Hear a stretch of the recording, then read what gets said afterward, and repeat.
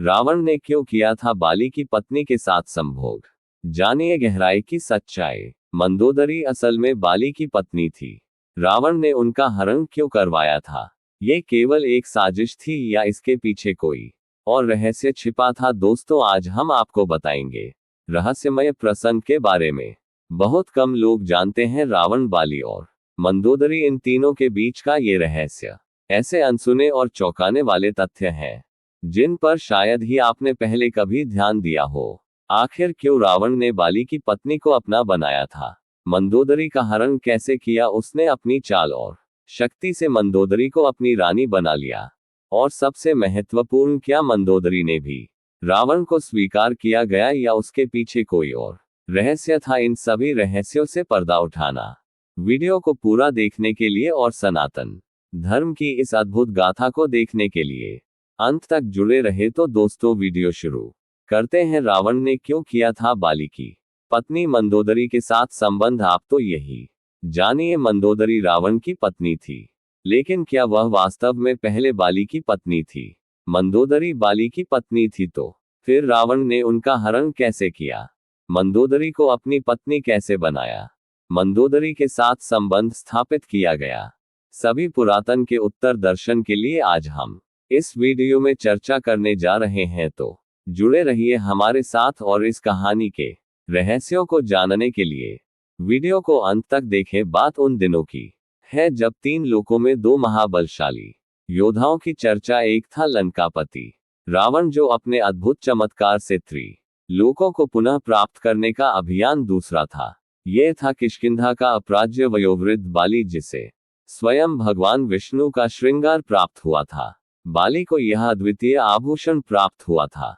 जो भी उससे युद्ध करता है वह उसकी आधी शक्ति है स्वतः ही बाली में सम्मिलित होगी। इसकी अर्थ था कि बाली से युद्ध करने वाला अद्भुत दृश्य ही शक्तिशाली होगा। बाली स्कट ही अधिक बलशाली बनी, लेकिन केवल शोभा बाली की शक्ति का एकमात्र कारण नहीं था। बाली एक महान तपस्वी था जो प्रतिदिन था सदी वंदन, गहन ध्यान और कठोर करता है तपस्या में लीन अपने नियम रखती थी। जब तक वह सदी वंदन नहीं करता तब तक दिन की, यदि वह कोई भी प्रारंभ नहीं करता है किसी शत्रु का वध, तो अपने पापों के चोट के लिए घोर तपस्या समान कठोरता प्रदान करती है। तपस्या के कारण उसकी शक्ति दिन दानी रात चौगुनी बल्ली जा रही थी। यहाँ रावण अपनी शक्ति के साथ और संभवतः के मध्य में चूर था। वह स्वर्ग लोक ने पाताल लोक पर भी विजय प्राप्त कर ली थी और अब पृथ्वी के समस्त राजाओं को अपने अधीन करने के लिए अभियान पर निकला था। वह जहां जहां जाता अपने भयंकर पराक्रम से राजाओं को पराजित कर उन्हें अपना दास बना लेता। रावण की किष्किंधा यात्रा अपनी अजयता को उसने बाली का ध्यान भंग करने के लिए तरह तरह के प्रयास किए, लेकिन बाली की एकाग्रता अटूट थी। अब रावण को यह अपमान सहन नहीं हुआ। उसने और भी ऊंचे स्वर में बाली को ललकारा। इस बार बाली की तपस्या भंग हुई। उसने धीरे से अपनी आंखें खोली और रावण को देखा, जो अहंकार में चूर होकर बार बार उसे युद्ध के लिए ललकार रहा था। बाली को क्रोध आ गया। उसने बिना एक क्षण भी गवाए रावण को उसके दशानन सिरों सहित पकड़ लिया। फिर एक ही झटके में रावण को अपनी कांख में दबा लिया। अब रावण की स्थिति दयनीय हो गई। उसने बचने के लिए पूरी शक्ति लगा दी, किंतु बाली की पकड़ से मुक्त ना हो सका। वह छटपटा लगा, किंतु उसका अहंकार चूर चूर हो गया। उसकी सारी शक्ति व्यर्थ सिद्ध हो रही थी। बाली ने बिना किसी प्रयास के रावण को अपनी कांख में दबाए रखा और अपनी तपस्या पुनः आरंभ कर दी। 6 महीने तक रावण की कैद। 6 महीनों तक रावण बाली की पकड़ में ही रहा। ना वह हिल सकता था, ना ही कोई अस्त्र शस्त्र प्रयोग कर सकता था, और ना ही अपनी मायावी शक्तियों का उपयोग कर सकता था। उसका पूरा अहंकार बाली की एक पकड़ में ही चूर हो गया था। बाली की दया और रावण की मित्रता। 6 महीने बाद जब बाली की तपस्या पूर्ण हुई तो उसने रावण को मुक्त कर दिया। रावण ने पहली बार किसी को अपने से अधिक बलशाली पाया था। उसने बाली से कहा, हे महाबली, मैं तुम्हारी अद्वितीय शक्ति को स्वीकार करता हूं। मैं समझ गया कि तुमसे युद्ध करना मेरे लिए असंभव है। मैं युद्ध में पराजय स्वीकार करता हूं। बाली हंसा और बोला, अब तो तुमने अपनी हार मान ली, लेकिन तुम्हारे हृदय में अभी भी छल की भावना बाकी है। तुम जब भी मौका पाओगे तो मेरे विरुद्ध षड्यंत्र रचो। रावण ने गंभीरता से उत्तर दिया, मैं तुमसे बैर नहीं करूंगा, इसके स्थान पर मैं तुम्हारे साथ मित्रता करना चाहता हूं। मेरी पराजय का प्रतिशोध मैं नहीं लूंगा। बाली ने उसकी बात मान ली, परंतु रावण के भीतर की कुटिलता अभी भी जीवित थी। वह भले ही युद्ध में पराजित हुआ था, किंतु अपने अपमान का बदला लेने के लिए वह किसी और अवसर की प्रतीक्षा कर रहा था। रावण का बदले की आग और मंदोदरी का हरण। समय बीतता गया। एक दिन बाली अपने छोटे भाई सुग्रीव को राज्य की जिम्मेदारी सौंपकर पुनः तपस्या करने चला गया। यही वह अवसर था जिसकी रावण को प्रतीक्षा थी। उसने आर्षी का भेष धारण किया और किष्किंधा में प्रवेश कर गया। बाली का यह आदेश था कि यदि कोई भी आर्षी राज्य में प्रवेश करे तो उसकी सेवा करना अनिवार्य होगा। इसी कारण से जब आश्वेषधारी रावण किष्किंधा पहुंचा तो बाली की पत्नी मंदोदरी और उसकी देवरानी तारा ने उसकी सेवा करने का निश्चय किया, लेकिन उन्हें इस बात का जरा भी अंदाजा नहीं था कि यह कोई साधारण आश नहीं बल्कि राक्षस राज रावण स्वयं था। और यहीं से प्रारंभ हुई मंदोदरी के हरण की रहस्यमय गाथा। मंदोदरी और तारा ने भी नियम का पालन करते हुए उस आश के रूप में आए रावण का सत्कार किया। उन्होंने उसे आसन दिया, जल अर्पित किया और भोजन परोसने का आग्रह किया, परंतु उन्हें इस बात का जरा भी अंदेशा नहीं था कि जिसे वे साधु समझकर सम्मान दे रही थी वह वास्तव में लंकापति रावण था। जैसे ही मंदोदरी और तारा ने उसकी सेवा में हाथ जोड़कर प्रणाम किया, रावण ने तुरंत अपनी असली शक्ति प्रकट की। उसने दोनों को बलपूर्वक पकड़ लिया और अपने पुष्पक विमान की ओर ले जाने लगा। मंदोदरी और तारा ने छूटने का हर संभव प्रयास किया, किंतु रावण की मायावी शक्ति के आगे वे असहाय थी। रावण ने अपनी दिव्य शक्ति का प्रयोग किया और दोनों को अपने विमान में डालकर तेजी से लंका की ओर उड़ चला। किष्किंधा के किसी भी सैनिक को इस घटना का भान नहीं हुआ, क्योंकि रावण ने ये कार्य इतनी चालाकी और शीघ्रता से किया था कि किसी को भी संदेह तक नहीं हुआ। रावण के पुष्पक विमान में बैठी मंदोदरी ने देखा कि अब उसके पास शारीरिक रूप से बचने का कोई उपाय नहीं था, लेकिन वह केवल सुंदर ही नहीं बल्कि अत्यंत बुद्धिमान भी थी। उसने तारा की रक्षा करने के लिए एक योजना वह रावण की ओर देखकर बोली, हे राक्षस राज, आप इतने शक्तिशाली और पराक्रमी हैं, फिर भी आपने ये कायरता क्यों दिखाई? रावण मंदोदरी की बात सुनकर चौंका और बोला, कायरता मैंने तो तुम्हें प्राप्त करने के लिए अपनी शक्ति का प्रयोग किया है। मंदोदरी ने गंभीर स्वर में कहा, आपकी वीरता तब सिद्ध होती जब आप मेरे पति बाली से युद्ध करके विजय प्राप्त करते और फिर मुझे जीत कर ले जाते, लेकिन आपने जो किया है वह एक योद्धा के लिए शोभनीय नहीं है। रावण मंदोदरी की चतुराई से प्रभावित हुआ, लेकिन फिर उसने हंसते हुए कहा, हे मंदोदरी, मैंने सुना था कि तुम अनुपम सुंदरी हो, परंतु जब मैंने तुम्हें देखा तो मैं तुम्हारी सुंदरता पर मोहित हो गया। मैंने सोचा था कि यदि मैं तुम्हें देखूंगा तो मेरी जिज्ञासा समाप्त हो जाएगी, लेकिन तुम्हें देखकर तो मैं तुम्हारा दीवाना हो गया। मैं जानता हूं कि बाली से युद्ध करना मेरे लिए मूर्खता होगी, क्योंकि उसका वरदान उसे अजय बना देता है। इसीलिए मैंने यह मार्ग चुना और तुम्हारा हरण किया। युद्ध नीति हो या राजनीति, विजय प्राप्त करने के लिए हर संभव उपाय करना ही वास्तविक नीति होती है। मंदोदरी ने देखा कि रावण अपनी जीत को लेकर आत्ममुग्ध हो रहा था। अब उसने तारा को बचाने के लिए एक और युक्ति सोची। वह संयमित स्वर में बोली, हे लंके, अब जब आपने हमें हरण कर ही लिया है तो मैं आपसे एक विनती करना चाहती हूँ। रावण ने उसकी ओर देखा और कहा, विनती? कैसी विनती?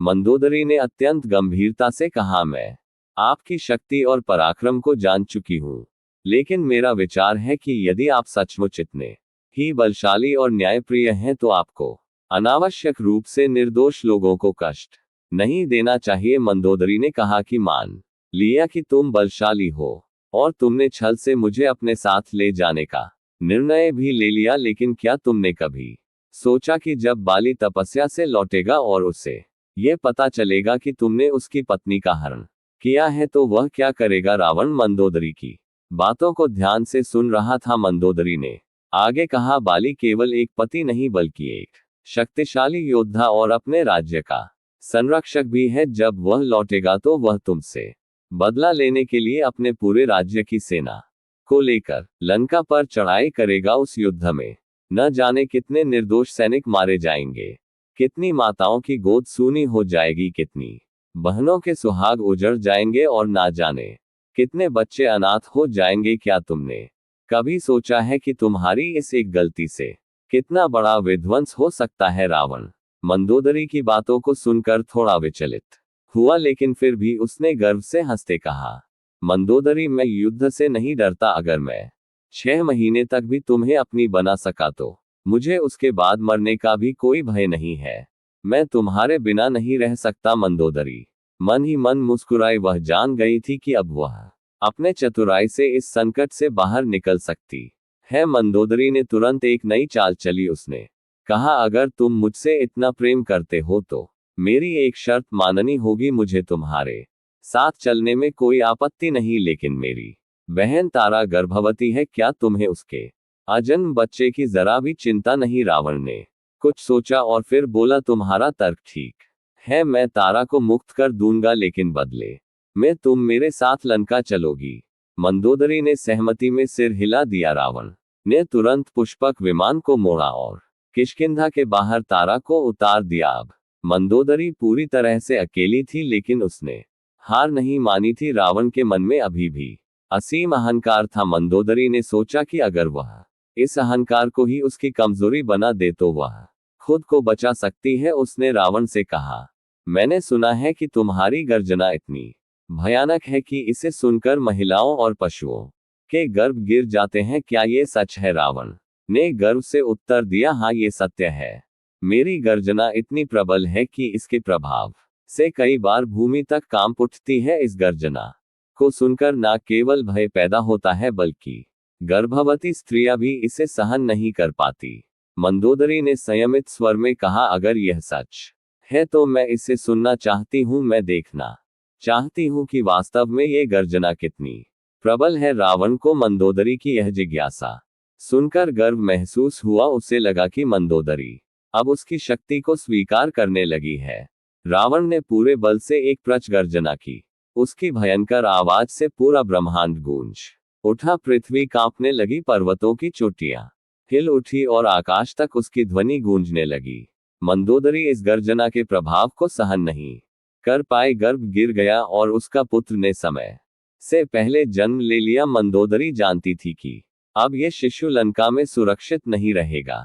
उसने तुरंत रावण से कहा कि अब जबकि मेरा पुत्र समय से पहले जन्म ले चुका है तो मैं तुमसे विनती करती हूँ कि इसे तारा के पास छोड़ आओ। यह अजन्मा शिशु निर्दोष है। यदि इसमें मानवता की कोई भावना शेष है तो इसे इसकी मां के पास लौटा दो। रावण को ये सुनकर झिझक हुई। वह मंदोदरी से बहुत प्रभावित हो चुका था और जानता था कि वह उसे मना नहीं कर सकता। उसने पुष्पक विमान को फिर से मोड़ा और मंदोदरी के शिशु को वापस किष्किंधा ले जाकर तारा को सौंप दिया। मंदोदरी ने अपने पुत्र को तारा की गोद में देते हुए कहा, मैं इसे तुम्हें सौंप रही हूं। अब से ये तुम्हारा पुत्र होगा और तुम इसकी माता। तारा की आंखों से आंसू छलक पड़े।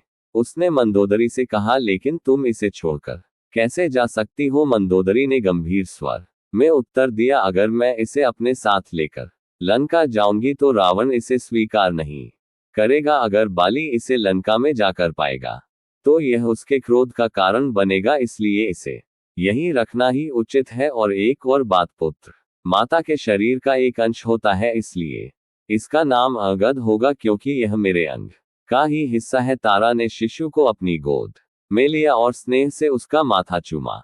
मंदोदरी ने एक अंतिम बार अपने पुत्र को देखा और फिर बिना पीछे मुड़े पुष्पक विमान में चढ़ गई। अब वह लंका की ओर बढ़ रही थी, जहां उसका भविष्य क्या होगा यह अब भी अज्ञात था। मंदोदरी ने तारा को अच्छी तरह से समझा दिया था कि अब उसे अपने राज्य और पुत्र को बचाने के लिए रावण के साथ जाना होगा। तारा ने आंसुओं के साथ मंदोदरी को विदा किया, लेकिन मन ही मन ये सोच रही थी कि क्या यह उसका अंतिम विदा है। रावण अपने पुष्पक विमान में मंदोदरी को लेकर लंका पहुंचा और वहां उसने मंदोदरी से गंधर्व विवाह किया। अब मंदोदरी लंका की महारानी बन चुकी थी, लेकिन यह विवाह मंदो की इच्छा से नहीं बल्कि परिस्थितियों की मजबूरी थी।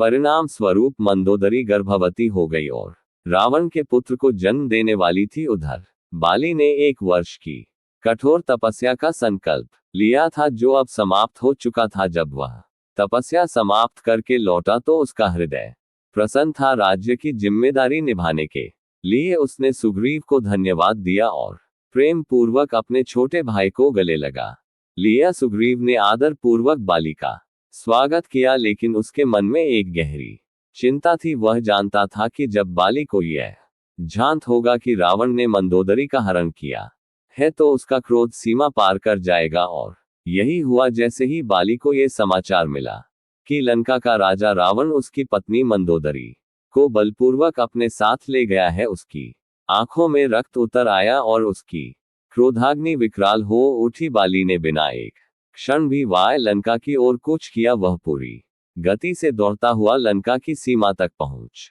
गया और वहां पहुंचते ही रावण को ललकारा है, रावण, मैं देखना चाहता हूं कि तू कितना वीर है। यदि तुझ में हिम्मत है तो बाहर आ और मेरे साथ युद्ध कर। लंका में बैठे रावण को जैसे ही यह समाचार मिला कि बाली उसके द्वार पर आ पहुंचा है, उसका हृदय भय से कांप उठा। बाली का पराक्रम और शक्ति वह पहले ही देख चुका था। वह जानता था कि बाली के सामने उसका टिकना असंभव है। इसलिए रावण भयभीत होकर एक महल से दूसरे महल में छिपने लगा। परंतु बाली कहाँ शांत बैठने वाला था।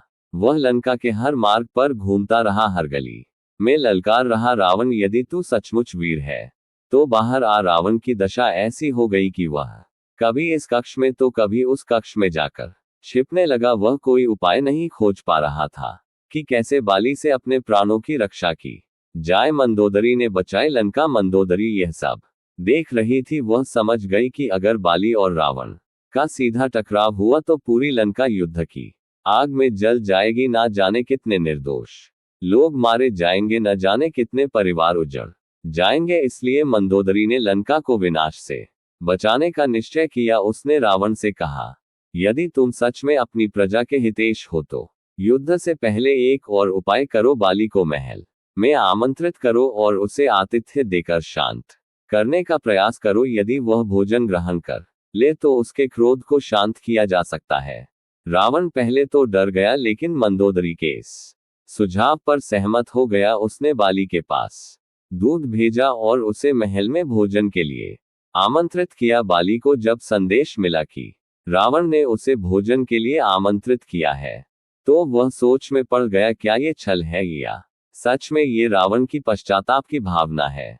लेकिन बाली अपनी शक्ति पर पूर्ण विश्वास रखता था, इसलिए वह महल की ओर बढ़ा। महल में प्रवेश करते ही रावण मंदोदरी के पीछे खड़ा हो गया और अत्यंत दीन भाव से बोला, हे महाबली बाली, मैं एक ब्राह्मण पुत्र हूं और अपने वचन का पालन करता हूं। मैं आपकी महारानी को आदर के साथ आपको सौंप दूंगा, लेकिन आप पहले मेरी मित्रता स्वीकार करें और मेरे आतिथ्य को ग्रहण करें। बाली मंदोदरी की ओर देखता रहा। उसकी आंखों में क्रोध था, लेकिन मंदोदरी ने अपने हाथ जोड़ लिए थे। बाली को समझ आ गया कि मंदोदरी ने लंका को नरसंहार से बचाने के लिए यह उपाय किया है। बाली ने रावण की बात स्वीकार कर ली और भोजन के लिए बैठ गया। जैसा कि सनातन परंपरा में होता है, भोजन हमेशा पृथ्वी पर बैठकर लकड़ी के पटले पर किया जाता था। बाली ने अपने भोजन को मंत्रों द्वारा पवित्र किया और उसे भोग लगाया। रावण ने अपनी कुटिल चाल का प्रयोग करते हुए अपनी थाली में से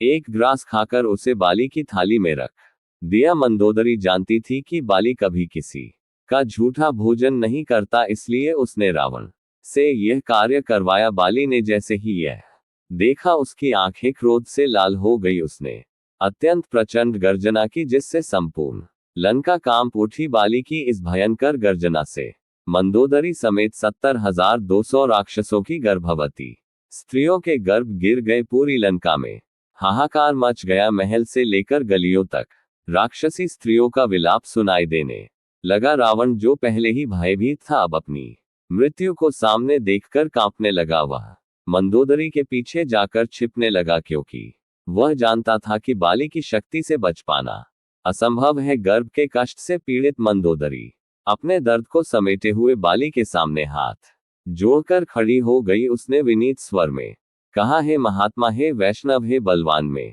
श्रेष्ठ बाली, आपके समक्ष ये रावण एक तुच्छ प्राणी है। ये केवल एक योद्धा नहीं बल्कि आर्षि विश्रवा का पुत्र भी है। आप तो संगीत। आर्षिवीरी ने अपनी आंखें झुका ली और धीमे स्वर में कहा, हे महाबली, मैं अब आपके योग्य नहीं रही। इसने मेरे साथ जो कुछ किया उसके कारण मैं अब आपकी पत्नी कहलाने लायक नहीं हूं। अब आप मेरी ओर देख भी नहीं सकते। आपके नियमों के अनुसार यदि किसी ने किसी का झूठा भोजन किया हो तो वह उसे स्पर्श नहीं करता, तो फिर आप कैसे मुझे स्वीकार कर सकते हैं जब मेरा पूरा अस्तित्व अब इस पाप में समाहित हो चुका है। ये सुनकर बाली का क्रोध कुछ क्षण के लिए शोक में बदल गया। उसने मंदोदरी की ओर देखा, फिर गहरी सांस लेते हुए कहा, रावण की गर्जना से मेरे पुत्र अंगद का जन्म समय से पहले हो गया था, जिसके कारण उसका शरीर दुर्बल हुआ है। आज के बाद इस पापी की गर्जना से कोई और मां अपने शिशु को खो ना सके। ये कहकर बाली ने पुनः एक प्रचंड गर्जना की। इस बार उसकी गर्जना इतनी भयानक थी कि लंका की सभी गर्भवती स्त्रियों के गर्भ गिर गए। चारों ओर हाहाकार मच गया। महल से लेकर गलियों तक माताओं की चीखें सुनाई देने लगी। रावण ने अपने प्राणों की रक्षा के लिए फिर से मंदोदरी के पीछे शरण ले ली। अब लंका विनाश के कगार पर थी। मंदोदरी ने पुनः हाथ जोड़कर कहा, हे महाबली, आपके बल का कोई मुकाबला नहीं कर सकता, परंतु ये युद्ध लंका को पूर्ण रूप से नष्ट कर देगा। राक्षस और वानर दोनों ही युद्ध में मारे जाएंगे। क्या आप निर्दोषों के रक्त को अपने हाथों से बहाना चाहेंगे? बाली ने मंदोदरी की आंखों में देखा। उसकी आंखों में केवल प्रार्थना थी, कोई छल नहीं। उसने कुछ क्षण विचार किया और फिर क्रोधित होते हुए बोला, यदि ये तुच्छ प्राणी दोबारा किष्किंधा की ओर देखेगा तो मैं इसे स्वयं यमलोक पहुंचा दूंगा। बाली ने दिया रावण को जीवन दान। इसके बाद बाली ने रावण को छोड़ दिया और लंका से वापस लौट गया, परंतु अब रावण बाली के नाम से भी डरने लगा। उसने किष्किंधा की ओर देखना तक छोड़ दिया। वह जानता था कि यदि वह दोबारा बाली से टकराया तो यह उसका अंत होगा। उधर मंदोदरी गर्भवती थी और कुछ ही महीनों बाद उसने एक पुत्र को जन्म दिया, परंतु ज्योतिषियों ने कहा कि उसका जन्म अशुभ समय में हुआ है, जिससे रावण की मृत्यु का संकेत मिलता है। रावण ने उसी क्षण निर्णय लिया कि उसकी संतान का पालन पोषण लंका में नहीं होगा। उसने अपने जन्म पुत्र समेत 62,000 नवजात शिशुओं को एक नदी में बहा दिया। ये सभी शिशु एक वट वृक्ष बरगद के पेड़ के पास पहुंचे और वहीं पर इस बरगद का दूध पीकर सब जीवित बच गए और धीरे धीरे बड़े होने लगे। दोस्तों, और समस्त शिशुओं का क्या हुआ? वे बड़े होकर कौन बने? दोस्तों, ये आपको मैं अगली कहानी में बताऊंगा कि फिर आगे क्या हुआ था। दोस्तों, ये कथा मुझे बुजुर्गों, आर्ष मुनियों और लोक परंपरा से सुनने को मिली है। मैं इसकी सच्चाई की गारंटी नहीं देता, लेकिन इसमें छिपी सीख को समझना जरूरी है। सही और गलत का फैसला आप अपनी बुद्धि और समझ से करें। इस कहानी का आगे का रहस्य जानने के लिए जुड़े रहिए हमारे साथ इस चैनल से। कृपया इस चैनल को सब्सक्राइब कर ले। तो चलिए मिलते हैं आपसे अगली वीडियो में एक इसी तरह की धार्मिक चर्चा के साथ। आप सभी का बहुत बहुत धन्यवाद। जय श्री कृष्णा।